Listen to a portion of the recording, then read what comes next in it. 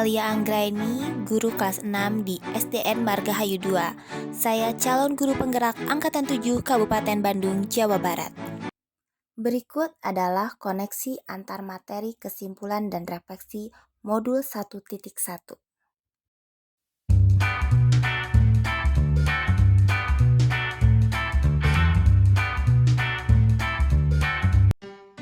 Satu, pengajaran sama dengan pendidikan. Kedua, guru adalah subjek utama dalam kegiatan pembelajaran, baik di kelas ataupun di luar. Tiga, memberikan tugas yang seragam tanpa mempertimbangkan keragaman potensi siswa. Empat, murid dikatakan telah belajar jika dapat mengerjakan soal asesmen sesuai kompetensi dasar dan nilai di atas KKM. 5. Kegiatan belajar selalu di dalam kelas. 6. Pemberian sanksi ataupun hukuman kepada murid. Dan yang terakhir, pemberian reward atau hadiah kepada murid sebagai motivasi belajar.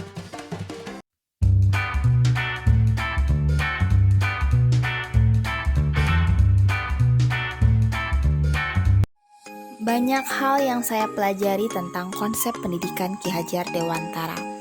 Konsep-konsep pendidikan Ki Hajar Dewantara memberi pengaruh yang cukup signifikan terhadap pemikiran saya tentang pendidikan. Pengajaran ternyata tidak sama dengan pendidikan. Pengajaran itu merupakan salah satu bagian dari pendidikan. Maksudnya, pengajaran itu tidak lain sebagai pendidikan dengan cara memberi ilmu atau berfaedah untuk hidup anak-anak, baik lahir maupun batin. Pendidikan diartikan sebagai tuntunan dalam hidup tumbuhnya anak-anak. Pendidikan menuntun segala kodrat yang ada pada anak-anak agar mereka dapat mencapai keselamatan dan kebahagiaan yang setinggi-tingginya, baik sebagai manusia maupun sebagai anggota masyarakat. Hidup tumbuhnya anak terletak di luar kecakapan atau kehendak kita sebagai pendidik. Anak-anak akan tumbuh menurut kodratnya sendiri. Kita sebagai pendidik hanya dapat menuntun tumbuh dan hidupnya kekuatan kodrat itu, agar dapat memperbaiki lakunya, tapi bukan dasarnya, dan tumbuhnya itu. Dalam menuntun, kita dapat mengibaratkan diri kita sebagai petani, dan anak didik kita sebagai benih. Misalkan, benih padi. Kita sebagai pendidik hanya dapat menuntun tumbuhnya padi tersebut. Kita dapat memperbaiki kondisi tanah, memelihara tanaman padi, memberi pupuk dan air, membasmi ulat-ulat ataupun jamur yang mengganggu hidup tanaman padi tersebut. Tetapi, kita tidak dapat mengganti kodratnya padi. Kita tidak bisa memaksa padi itu tumbuh seperti jagung ataupun singkong. Sebagai pendidik, kita harus terbuka namun tetap waspada terhadap perubahan-perubahan yang terjadi.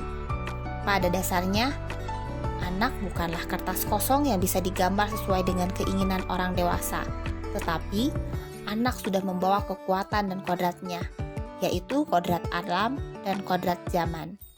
Kodrat alam anak berbeda-beda. Kodrat alam yang tinggal di pegunungan akan beda dengan kodratnya dengan anak yang tinggal di pesisir pantai. Mereka akan memiliki potensi, bakat, dan minat yang berbeda. Maka, kita harus menyadari bahwa setiap anak itu beragam dan mempunyai keunikan sendiri-sendiri. Sedangkan kodrat zaman berhubungan dengan zaman yang dialami oleh siswa pada saat pengajaran ataupun pendidikan yang berlangsung. Untuk pendidikan saat ini, para pendidik harus menekankan pada kemampuan anak untuk memiliki keterampilan abad ke-21. Kreatif, critical thinking, collaboration, and communication. Menurut Ki Hajar Dewantara ada 3 prinsip untuk melakukan perubahan yang kita kenal dengan 3 asas trikon: kontinuitas, konvergensi, dan konsentris. Kontinuitas, ketika belajar kita harus berkelanjutan. Kita tidak boleh melakukan budaya dan sejarah dalam melakukan perubahan. Konvergensi, pendidikan harus memanusiakan manusia dan memperkuat nilai kemanusiaan kita. Dan yang terakhir, konsentris. Pendidikan harus menghargai keberagaman dan memerdekakan pembelajar. Jadi jelas sekali bahwa pendidikan itu memerdekakan. Tujuan utama pendidikan yang digagas Ki Hajar Dewantara adalah bagaimana pendidikan mampu membuat anak memiliki budi pekerti yang baik. Budi pekerti atau watak diartikan sebagai bulatnya jiwa manusia. Orang yang mempunyai kecerdasan budi pekerti akan senantiasa memikirkan dan merasakan serta memakai ukuran, timbangan, dan dasar-dasar yang pasti dan tetap.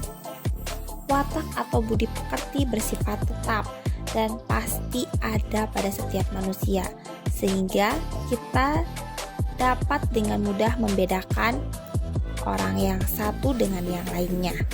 Budi pekerti, watak, ataupun karakter merupakan hasil dari bersatunya gerak pikiran, perasaan, dan kehendak ataupun kemauan, sehingga menimbulkan tenaga.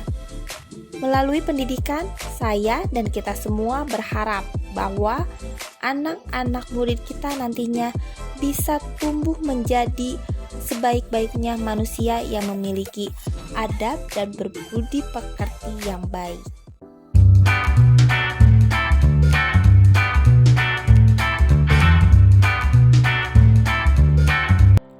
Pertama, saya harus mengubah mindset saya yang tadinya berpikir bahwa anak itu adalah selembar kertas kosong yang tidak ataupun belum tahu apa-apa. Saya harus meyakinkan diri saya bahwa setiap anak lahir sudah lengkap dengan potensinya masing-masing, meskipun masih terlihat samar.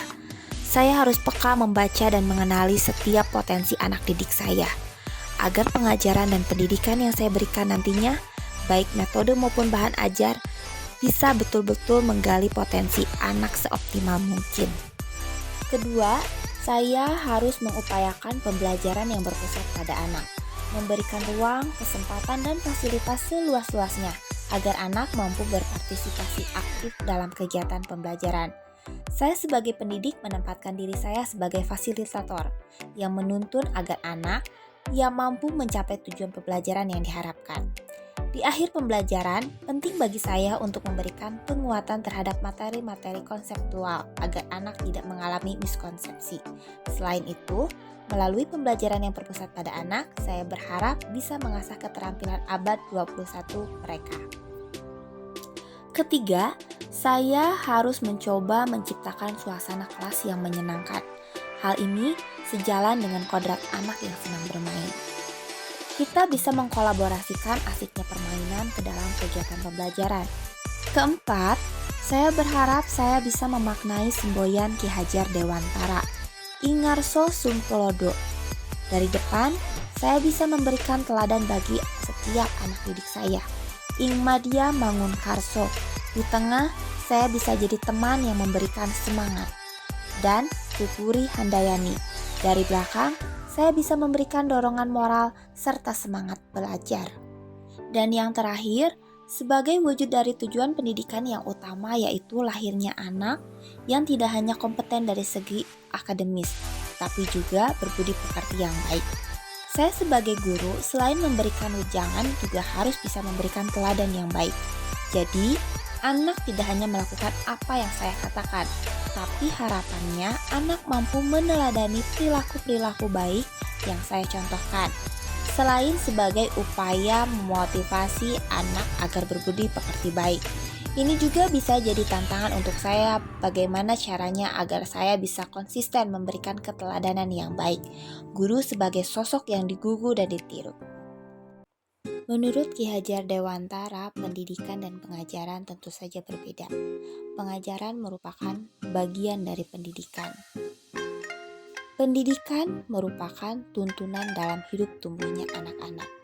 Pendidikan harus sesuai dengan kodrat alam dan juga kodrat zaman, di mana kodrat alam pendidikan disesuaikan dengan kondisi alam dan kultur budaya dari anak didik kita. Kodrat zaman, kita berada di abad 21 dan revolusi industri 4.0, di mana penggunaan teknologi yang dominan sehingga pembelajaran pun harus dapat menyesuaikan, di mana Anak-anak harus memiliki kemampuan kompetensi abad 21, yaitu berpikir kritis, kreatif, pemecahan masalah, komunikasi efektif, dan kolaborasi. Kita sebagai guru harus memberikan kebebasan kepada siswa sesuai dengan kemampuannya, karena karakter siswa yang unik dan beragam. Kita tidak boleh memaksakan kehendak. Pembelajaran harus berpusat kepada anak, karena tujuan pendidikan adalah murid, murid, murid. Sebagai guru, kita harus memerdekakan murid kita. Terima kasih sudah menonton koneksi antar materi modul 1.1. Salam guru hebat.